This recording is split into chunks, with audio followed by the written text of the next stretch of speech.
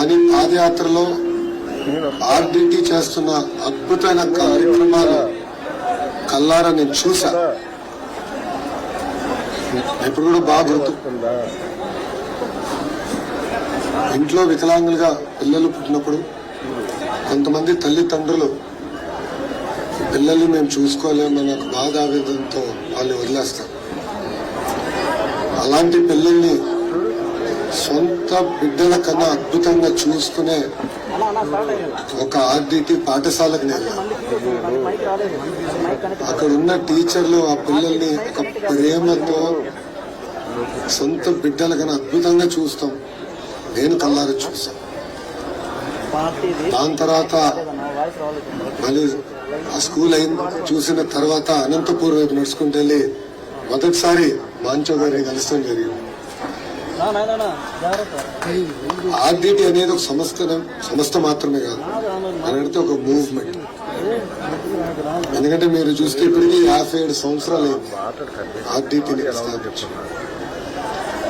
ఒక పక్కన పాఠశాలలు, ఇప్పుడే ఆసుపత్రి కూడా చూశాను, స్పోర్ట్స్ కానివ్వండి, నిరుపేద కుటుంబాలకి ఇల్లు కట్టించి వాళ్ళకి అందిస్తున్నా కానీ ఒక అద్భుతమైన సేవా కార్యక్రమాలు ఆ కుటుంబం చేస్తూ వచ్చి రావాల్సిన లైసెన్స్ ఎన్డీఏ ప్రభుత్వం అందిస్తాం జరిగింది.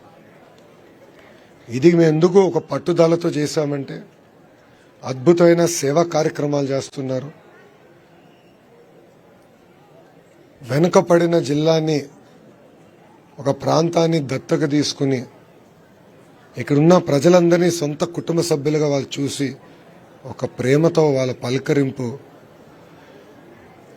ఒక ప్రేమతో వాళ్ళందరినీ చూసుకుంటాం. ఇక్కడున్న ప్రజలందరూ తెలిసిన విషయమే. అందుకే ఈ వ్యవస్థకి మేము అండగా నిలబడ్డాం, ముందు ముందు కూడా నిలబడతాం. ఈరోజు మాంచో గారి తల్లిని కూడా కలుస్తాం జరిగింది. ఆమెకు చెప్పాం, మొదటిసారి మాంచో గారు కలిసినప్పుడు నాకన్నా అద్భుతమైన తెలుగులో ఆయన మాట్లాడారు. నేనే ఆశ్చర్యపోయా, ఇంత అద్భుతంగా తెలుగులో మాట్లాడుతున్నారు ఏంటారు. మైండ్ ఇంకా ఆ క్షణంలో కాంప్రహెండ్ చేయలేకపోయింది. ఒక వ్యక్తి ఇంత అద్భుతంగా తెలుగులో మాట్లాడుతున్నాడు. అప్పుడు ఆయన చెప్పాడు, పుట్టి పెరిగింది నేను ఇక్కడనే, 13 సంవత్సరాల వయసు వచ్చేవరకు ఇంగ్లీష్ నాకు తెలియదు, తెలుగే నాకు నేర్పించారు ఇంట్లో అని మాంచో గారు నాకు స్వయంగా చెప్తాం జరిగింది. ఇట్లా పాదయాత్ర నేను ఎందుకు చేశానంటే ప్రజలు ఎదుర్కొన్న సమస్యలు నేరు తెలుసుకోవాలి, ఇలాంటి అద్భుతమైన సంస్థల్ని నేరుగా కలవాలి, వాళ్ళు చేస్తున్న పవిత్రమైన కార్యక్రమాలు మేము తెలుసుకోవాలి. దాని తర్వాత జీవితాంతం ఇలాంటి అద్భుతమైన సంస్థలకి అండగా నిలబడాల లక్ష్యంతో ఆనాడు పాదయాత్ర ప్రారంభించాం. ఒక మాటలో చెప్పాలంటే నా అదృష్టం ఆర్డిటి సంస్థలో నా వంతు ఒక 0.001% సహాయం చేయగలను నా అదృష్టంగా నేను భావిస్తున్నా. ఒక భారతీయుడిగా, ఒక తెలుగుడిగా, ఒక ఆంధ్రుడిగా ఆర్డిటి అనేది మన సంస్థ. ఇది ఇక్కడున్న మనందరి సంస్థ. ప్రాంతాల అతీతంగా, రాజకీయాలకు అతీతంగా ఈ సంస్థకి మనందరం ప్రజలందరూ, సమాజం మొత్తం కలిసికట్టుగా ఉండాలి, నిలబడాలని నేను పిలిపిస్తున్నాను. నేను ఇప్పుడే పీడియాట్రిక్ వార్డుకి వెళ్ళా. అక్కడ ఒక తండ్రి వాళ్ళ పాపని చూపించి, వాళ్ళ పాప ఈ హాస్పిటల్లోనే జన్మించింది, ఈ ఆసుపత్రిలో జన్మించిన తర్వాత హార్ట్ ప్రాబ్లం ఉందంటే వేరే ఆసుపత్రి 3 లక్షల రూపాయలు ఖర్చు అవుతుందంటే ఆర్డిటి ఉచితంగా చేశారన్న, అది ఆర్డిటి చేసిన సేవ నాకని చెప్తాం జరిగింది. అది ఇన్నిన తర్వాత నాకు ఇంకా బాధ్యత పెరిగిందని అర్థమైంది. ఇంకా మేము ఇంకెక్కువ సేవ చేయాలి, నా వంతు నేను అండగా నిలబడాలి, నా వంతు నేను సహాయం చేయాలి అన్న ఆలోచనతో మీ అందరి ముందర నిలబడ్డా. I would like to thank మాంచో. ఎందుకంటే కష్టకాలాల్లో కూడా ఒక ఓర్పు సహనంతో బ్యాలెన్స్డ్గా ప్రజలకి సేవ ఎప్పుడు అందిస్తూ వచ్చారు. గౌరవ ముఖ్యమంత్రి గారు కలిసినప్పుడు కూడా ముఖ్యమంత్రి గారు ఒకటే అన్నారు, ఇట్ ఈజ్ మై రెస్పాన్సిబిలిటీ, ఇది నా బాధ్యత, నేను చేశాను అని చెప్తాం జరిగింది. సో అనంతపూర్ ప్రజలే కాదు, ఆంధ్ర ప్రజలే కాదు, తెలుగు జాతి మొత్తం ఆర్డిటికి అండగా నిలబడాలి. నేను నాంచో గారిని ఎప్పుడు కోరేది ఒకటే, కేవలం రాయలసీమలోనే కాదు, మీ సేవలు మొత్తం ఆంధ్ర రాష్ట్రానికి చాలా చాలా అవసరం. ఇంకా సేవలు అందించండి, మీకు మేము అండగా నిలబడతాం, భారతదేశం మొత్తం అండగా నిలబడుతుందని పెద్దవారిని నేను కోరుకుంటూ, ఇప్పుడు మీడియా మిత్రులకి పాలిటిక్స్కి రాజకీయాలకు సంబంధించిన ఎలాంటి ప్రశ్నలు ఇక్కడ అడగద్దండి దయచేసి. ఆర్డిటికి సంబంధించిన ఏమన్నా మీరు అడగండి, దానికి సమాధానం చెప్తాం. మిగతాన్ని మళ్ళీ తర్వాత మాడదాం, ఓకేనా? ఎందుకంటే ఇక్కడ రాజకీయాలు మాడదలుచుకోలేదు, ప్రశ్నలు లేవు అమ్మా.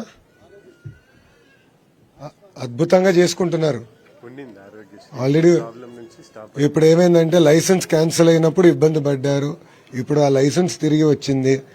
తప్పనిసరిగా మేము మా సేవలు అందిస్తాం, దాంట్లో ఎలాంటి డౌట్ మాకు లేదు. సో మీకు ఆ డౌట్ అవసరం లేదు.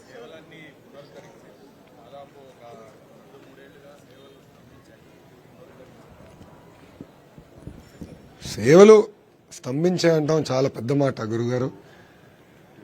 ఆయనకున్న ఇబ్బందుల వల్ల కొన్ని తగ్గించుకోవాల్సి వచ్చింది తప్ప ఆయన మనసులో ఎప్పుడు ఆయన ఒకటే బాధపడ్డారు. మా సంస్థ కానీ మా లెగసీ గురించి కాదు నేను పోరాడేది, సేవ చేయాలి. ఎందుకంటే నిరుపేద కుటుంబాలు వాళ్ళు ఇబ్బందుల్లో ఉన్నప్పుడు మా దగ్గరకు వస్తారు, వాళ్ళకి సేవ చేయాలి, ప్రేమతో ఎప్పుడు నవ్వుతూ సేవ చేయాలి. అదొకటే నా లక్ష్యం, నేను గురువుగారు చెప్తాను జరిగింది. సో అద్భుతంగా ఇప్పుడు మళ్ళీ రిస్టోర్ అయ్యారు, అద్భుతంగా సేవలు చేస్తారు, నాకు ఎలాంటి డౌట్ లేదండి.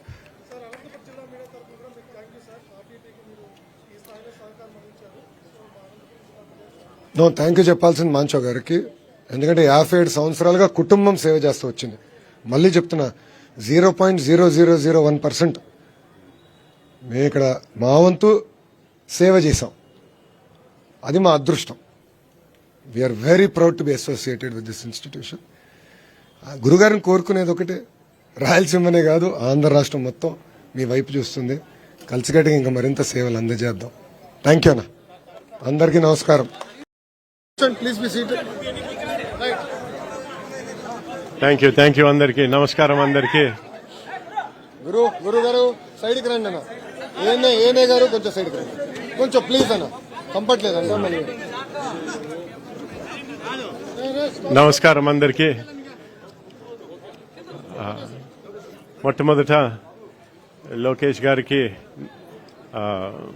నా అభినందనలు. మొదటిసారిగా ఇక్కడ ఆర్డిటి హాస్పిటల్కి రావడము, ఇక్కడ ఉన్న పేషెంట్లు కానీ తర్వాత పనిచేసే సిబ్బంది కానీ చాలా ఉత్సాహంగా ఉన్నారు లోకేష్ గారిని చూసి. సో నిజంగా my very special thanks for coming and being part ఇక్కడ. దాంతోపాటు ఈ సంవత్సరం పాటు ఎన్నో కష్టాల్లో ఉన్నప్పుడు చాలా సహకరించినారు లోకేష్ గారు. మొదటి నుంచి ఎప్పుడైతే కలిసినానో అప్పటి నుంచి ఆర్డిటికి ఎప్పుడు సహకరించినారు. నేనేం చెప్పాల్సిన అవసరం లేదు, ఆయనే స్వయంగా ఇక్కడ మీ అందరికీ అందరి ముందర చెప్పినారు కూడా. సో ఆయనకి మీకు అందరికీ కూడా నా కృతజ్ఞతలు అందరికీ. So thank you very much everybody ఈరోజు ఇక్కడ వచ్చిన దానికి. Thank you very much.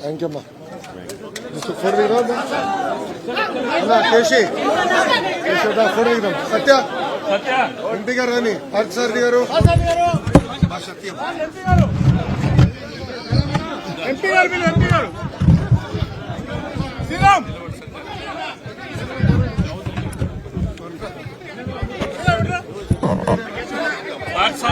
Of meat.